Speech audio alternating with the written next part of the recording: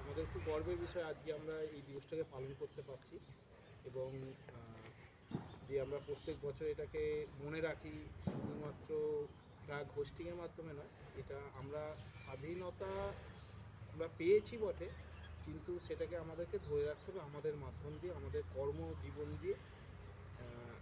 এইটুকুই আমাকে বলার আছে। এবং দেশকে আমরা সবাই যদি একটু একটু করে ভালোবাসি, আমার মনে হয় এটা অনেক বেশি ভালো তৈরি হবে। মানে আমরা যদি এটাকে মানে ইউরোপিয়ান কান্ট্রি বা অন্যান্য কান্ট্রির মতো বা দেশের মতো যদি করে ভাবি একটু একটু করে সবাই, আজকে অনেক দেশের কিন্তু কোনো জেল নেই, মানে ইনস্টেড অফ সেই কারণেই, তার কারণ হচ্ছে ছোটো বাচ্চা থেকে বয়স সবাই আমরা সেই জিনিসটাকে খুব সুন্দরভাবে মেনটেন করে চলি। সেই জন্য আমাদের ওই কান্ট্রির দেশগুলোতে কোনো জেল তৈরি হয়নি, কোনো পুলিশ তৈরি হয়নি।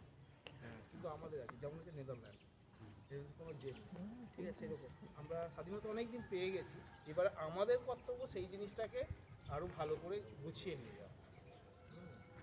এই সম্পর্কে কেউ আরও কেউ ডিপলি জানলে হয়তো ভালো হতো, আমি হয়তো অতটা বলতে পারলাম না আপনাদের কাছে। যদি কেউ ভালো কিছু বুঝতে পারেন আমাদের